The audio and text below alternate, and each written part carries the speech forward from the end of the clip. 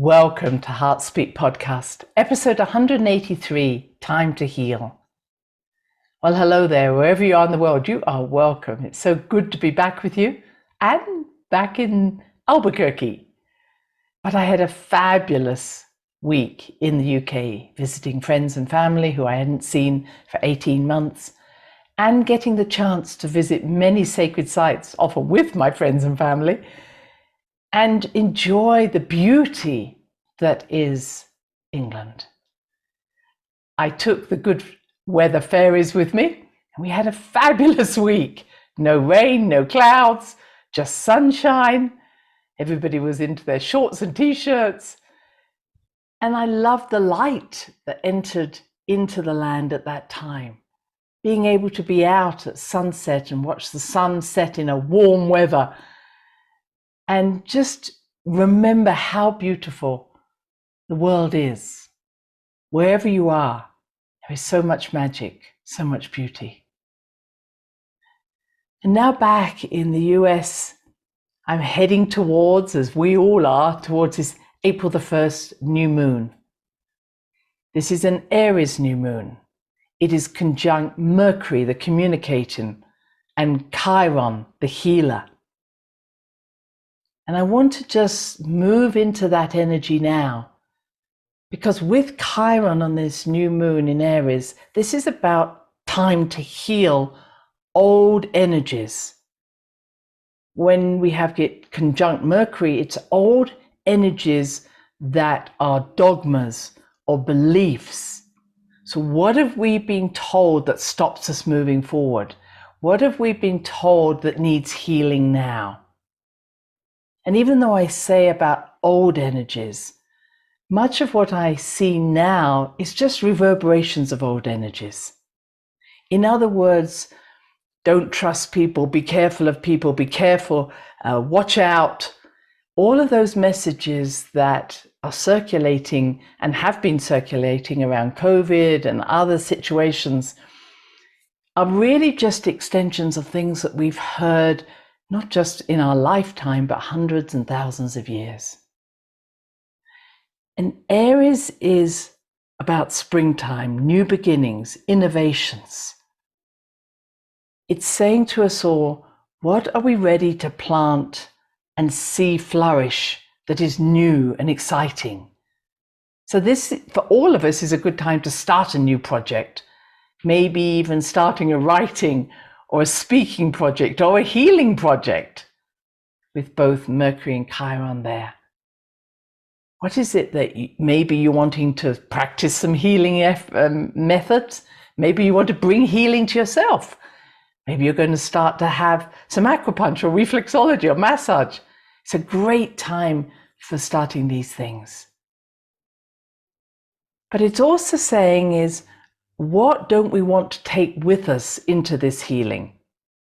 So Aries is not only about starting something new, but it is the warrior.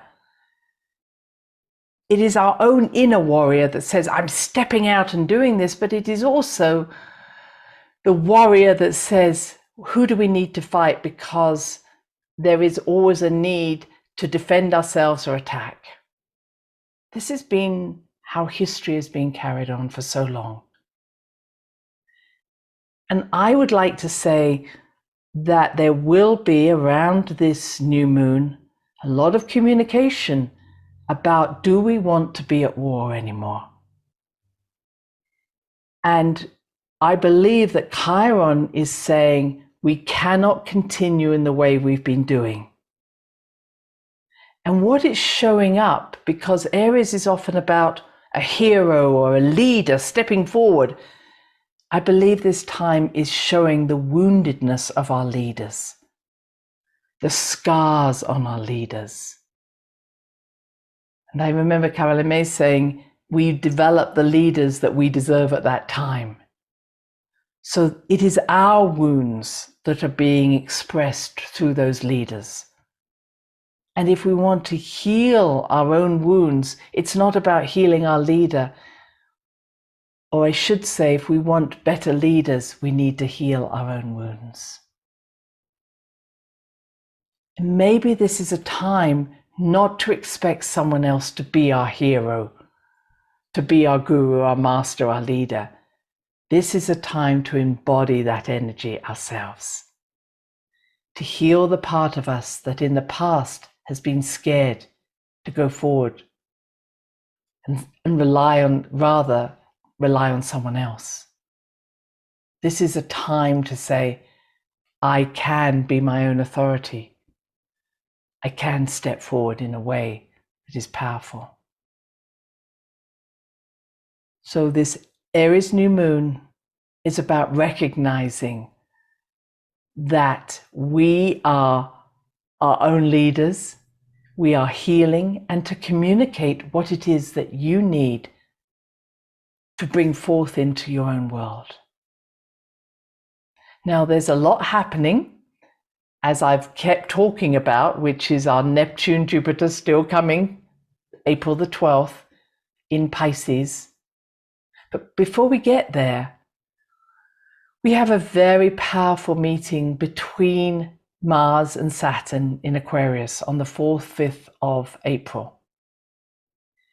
Now, this happens every 29 years. So the previous one was around 1993, 1992. But it didn't quite meet at that time in Aquarius. The one before that was in 1964. I looked this up, and the previous one was in 1934. And at these times, it's been about a new authority coming in. Certainly 1934 was the rise of Hitler. Certainly around the beginning of 1960s, there was a lot of tension, Mars and Saturn. And it's as if the old order is being threatened by the new order. And there's a tendency to feel that if we go to war, this will solve everything. Unfortunately, in some cases, it has been through peaceful negotiations that everything has calmed down. But to me, this isn't about just everything calming down. It's about making better decisions for the future. We can't have this tension rising up every 30 years and wondering what's going to happen. So even though Mars and Saturn can be a very rigid sort of discipline, which is what we're facing, it can also be Aquarius about, actually, I don't want you making the decision as to whether I go to war or not. And what was interesting, I look back to see that in the very beginning of April of 2020, Mars and Saturn met in Aquarius at the very beginning of Aquarius. Now they're meeting towards the end in April of 2022. So we've had this 2 years of discipline and organization. What is good for the community? Let's all cheer for these people. We've had 2 years of this. And I noticed some of the remnants of that when I was in the UK.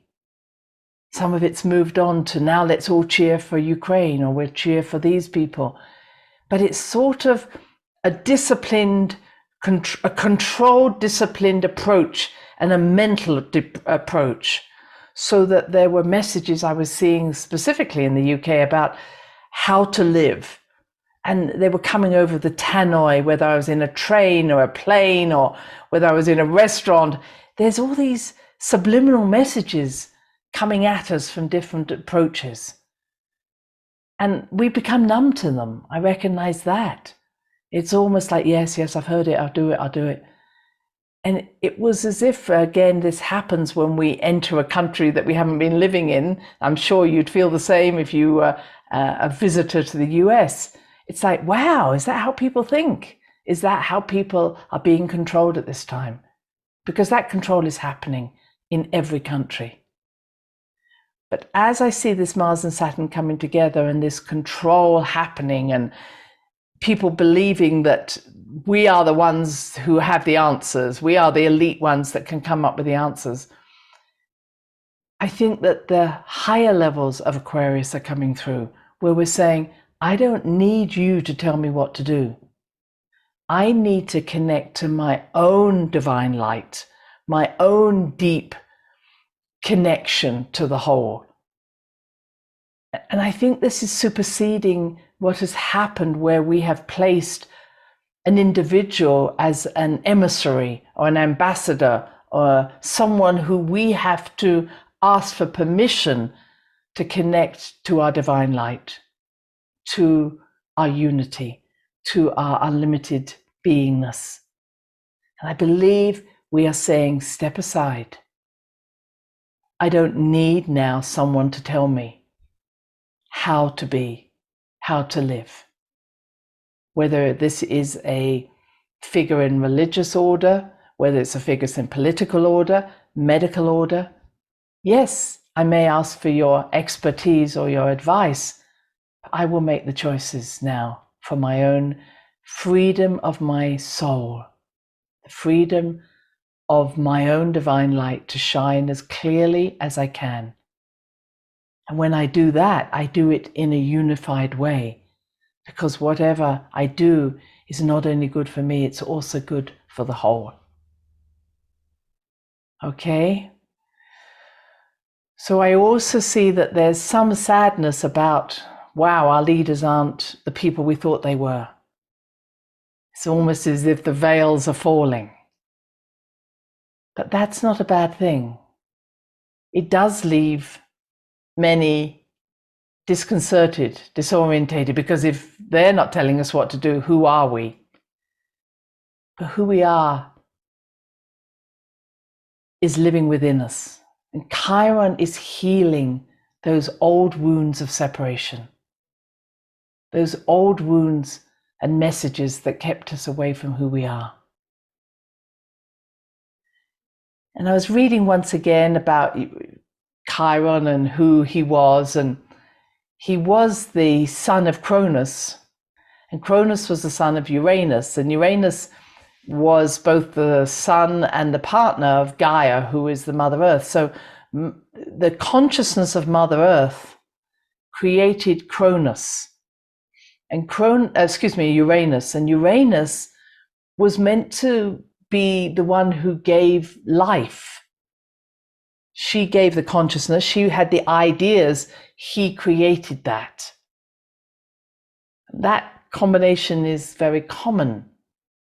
I saw it when I was up on the top of Castle Hill in New Zealand. There is the central figure of the creatrix, the feminine energy, who actually has the imagination, the creation of an imago, a new birth. And it is the masculine who goes and manifests that into existence. So Uranus was meant to go out and create life on Earth based on her planning, on her instruction. But what he did, he was so jealous of everything he created that he kept stuffing it back into Gaia. And eventually it was Cronus who fought against this and castrated his father, took away his power, and life was born. And I feel we're at that stage where there have been those who are jealous of individuals like you, like me, actually finding their own way. And they keep stuffing us back inside. You can't be this lockdown, the original lockdown. You need to follow the rules. You're not big enough. You can't tell us what to do. And I feel now we're gathering the energy of Cronus. Maybe we are castrating the patriarchal laws who have kept trying to keep us small. And we're saying, no more. That's not happening. And what Cronus then does is he makes himself into a horse and has intercourse with a nymph, and they give birth to Chiron. And so Chiron is not just a centaur that has equine legs, horse legs. He's actually half immortal, half mortal. And he's half man and half horse. So he's very different. He's unique. And I feel that's also a message for us all, that Chiron isn't just the wounded healer. He's actually this unique individual. And it's really saying to us, this is a time to be unique. So because Chiron looks as he does, his mother and his father just ignore him, abandon him. But what I always say is that was the best thing that could ever happen to Chiron, because he was taken under the wing of Apollo and Artemis, great gods, and he was taught to be a master healer, a master mathematician, a master astrologer. His gifts were amazing. So sometimes we need to abandon our parents or those that we give authority to in order to find ourselves. And at the same time, I feel that what he also did was abandon his immortality, his spiritualness. And I feel that this is a time, and I'm often saying that to myself and to clients, is sometimes we have to come down to earth. We need to be on this earth. We need to root ourselves into this earth to manifest heaven on earth, which is why we are here. And this Aries new moon is saying, don't just think about it. Don't just imagine it. Don't just say, well, maybe one day I'll do this. This is the moment. This is why you came here. So sometimes we have to let go of floating around between the worlds and literally say, okay, I know that I'm here for a purpose. And if that means that I have to forget and my way home or where I've come from, I'm here. I'm going to fully immortalize myself in this earth now. And that's what Chiron did. And Chiron, yes, became wounded by an arrow in his Achilles heel, and he tried to heal himself but couldn't, but he healed everybody else. That's part of the story. And eventually he does become mortal because he changes places with Prometheus, who is a mortal, and he allows himself to die as a mortal being. And then his brother Zeus lifts him up into the heavens as a centaur. So I am saying time to heal means bring that divine light and literally root it like a lightning rod into Mother Earth. This is a time not just to think about something or when something happens, then I'll do it. This is a time to say, I'm here. And if it helps you to send roots into your earth, please do that now. Because there is nobody else coming to do this for us. There is nobody else who is going to companion with us. Not until we say, I'm here. Let me just take that to that last step. When we plant a seed in the earth, which is what I'm talking about, the first thing that seed does is send roots into the earth. When you send their roots into the earth, you tap into what I call dragon energy, telluric energy, the earth grid. You tap in to the energy of Mother Earth, and she says, welcome. I'm going to help you. But while you plant that seed just on the surface, and it won't send roots into the ground, and it won't flourish. So the most important thing is to be able to plant that seed deep, send those roots into the ground. And when you do, there's a meeting between you and the beautiful energy of Mother Earth, who says, I see you, I know you, I'm with you, let's go. And the next step is that seed develops a tiny shoot, which in some time is still within the earth, and then it shoots out. And when it shoots out from the surface of the earth, the sun says, I see you, I know you, I love you. And together there's this blossoming. But we have to take that first step. And that's what's happening now. So be aware, this 1st of April, just to clarify and to complete, 1st of April, send your roots. Think about what seed do I want to plant and send your roots deep. 4th and 5th of April, this really powerful time of I am willing to build a community not based on someone else being the leader. I'm willing to free myself of the constraints that have been placed upon me, or I've allowed to be placed upon me by my thoughts, by my beliefs, by my old wounds. I am freeing myself. And then we head towards this wonderful conjunction, which is already happening, Jupiter, Neptune in Pisces, where we are saying, I choose to be unlimited.